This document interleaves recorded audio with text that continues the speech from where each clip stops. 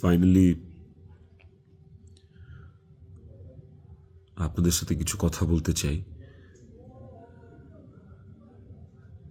আমি আসলে কখনোই চাই নাই যে মানুষটা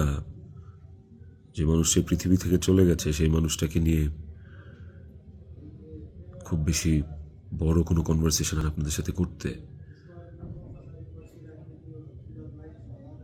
আমার ওয়াইফ ইকরা, ওই যেহেতু এই পৃথিবীতে নাই, ওরে নিয়ে এত ক্লিয়ারিফিকেশন, ওকে নিয়ে এত কনভারসেশন আমার কাছে মনে হয়েছে যে দরকার নাই। আমি বরাবরই আমার সংসারের ব্যাপার, আমার ঘরের ব্যাপার আমি ঘরে রাখতে পছন্দ করি। সেই জায়গা থেকে ওর মৃত্যুটা এমনিতেই আমাকে যে ট্রমা দিচ্ছে, ওর মৃত্যুটা আমাকে আসলে মানে পাথরই বানায় ফেলছে একরকম। এগুলো নিয়ে আমি আসলে কথা বলতে চাই নাই, কিন্তু আমার কাছে মনে হয় যে আপনারা গল্পের একটা পাতা পড়েই পুরো গল্পটাকে জাজ করতেছেন। একটা পৃষ্ঠা পড়েই পুরো গল্পটা সম্পর্কে আপনারা আপনাদের মনের মতো করে যা খুশি বলতেছেন। পাতার এক পাশ পড়ে আরেক পাশ পড়বেন না, এটা তো হয় না, তাই না? আর আমি আসলে কোনো কিছু প্রপারলি গুছায় বলার মতো স্টেটে নাই, পরিস্থিতিতে নাই।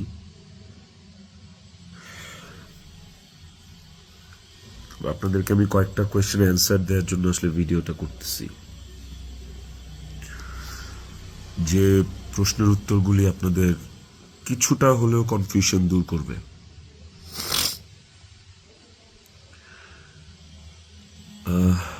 শেষ প্রশ্নটা থেকেই আসি আপনাদের। আমি এই ভিডিওতে সবকিছু ক্লিয়ার করব, এভরিথিং। আমি আপনাদের প্রত্যেকটা প্রশ্নেরই উত্তর দেওয়ার চেষ্টা করব।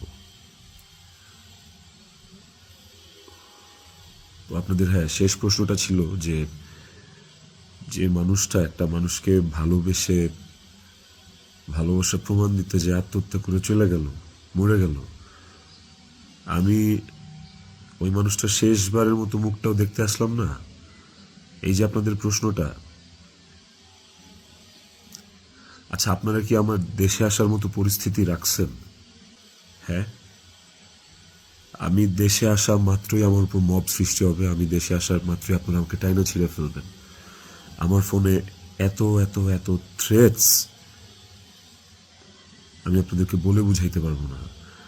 আমার কাছে এমনও ইনফরমেশন আসছে যে এয়ারপোর্টের বাইরে লোক রেডি করা আছে, আমি যাওয়া মাত্রই they will gonna hit me, they will gonna kill me. Police ধরে নিয়ে গেলে ওকে, আমি সেটা আইনিভাবে ফেস করব, কিন্তু এখন যদি আমিও মারা যাই, আমিও রিজিকের মার কাছে চলে যাই, রিজিকের কি হবে? আপনারা কি চান যে রিজিক তার বাবাকেও হারাক?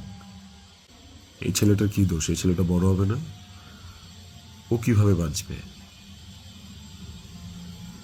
মায়ের অভাব কেউ পূরণ করতে পারে না। যে মানুষটা বাইচা আছে, ওই বাপের অভাব কিভাবে পূরণ হবে তাইলে? মাও থাকবে না, বাপও থাকবে না? আপনারা এটা চান?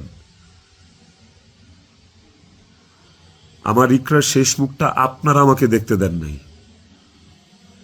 আমার ইকরার শেষ মুখটা ইকরার পরিবার আমাকে দেখতে দেয় নাই।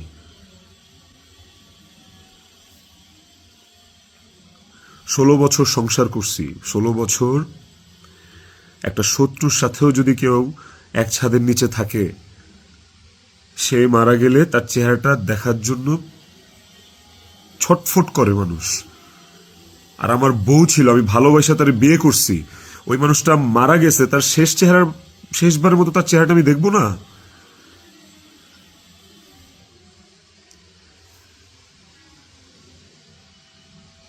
এখন আমি না আসলে আপনাদের সাথে এখানে কোনো ফেক কথাবার্তা, মানে ফেক কান্নাকাটি, ফেক আপনাদের থেকে ইমোশন নেয়া এগুলো নিয়ে কথা বলার জন্য আমি আসি না। আমি আপনাদেরকে আমার জায়গাটা আমি ক্লিয়ার করতেছি। আমি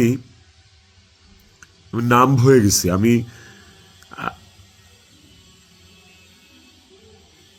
আমারও মনে হয় যে আমি যে কোনো সময় কোনো একটা দুর্ঘটনা ঘটায় ফেলতে পারি, বাট ওই মুহূর্তে যখন রিজিকের ফেসটা আমার চোখের সামনে আসে না, আমি নিজেকে শক্ত না করা ছাড়া আমি কোনো উপায় দেখি না। কারণ এখন আমার কাছে সবচেয়ে ম্যাটার করে রিজিকের লাইফ। ইকরা নাই, ওকে আর ফিরায় আনা কোনোদিন সম্ভব না।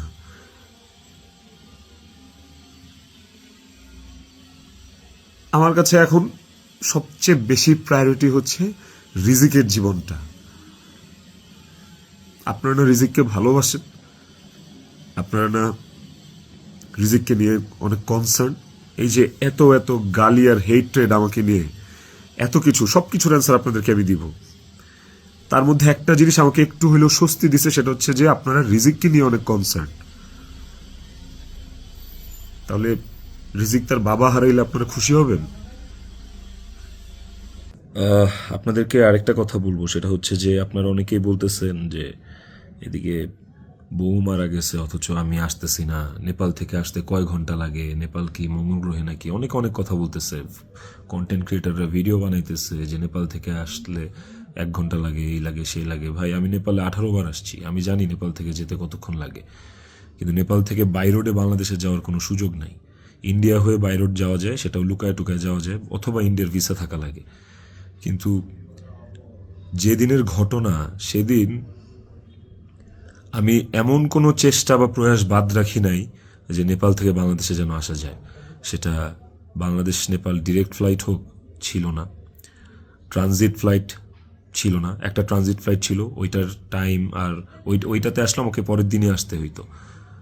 তারপর আমি বিজনেস ক্লাস ট্রাই করছি, যে কোনো ট্রানজিট ফ্লাইটে বা নেপালের ফ্লাইটে কোনো বিজনেস ক্লাস আছে কিনা। আমি অনেকভাবে চেষ্টা করছি যে সামহাও বাংলাদেশে আমি ঢুকতে পারি কিনা, বাট ওই দিন, যেদিনের ঘটনা, ওই দিন আমি কোনোভাবেই টিকিট ম্যানেজ করতে পারিনি। এটা হচ্ছে যেদিনের ঘটনা, সেদিনের কথা বললাম।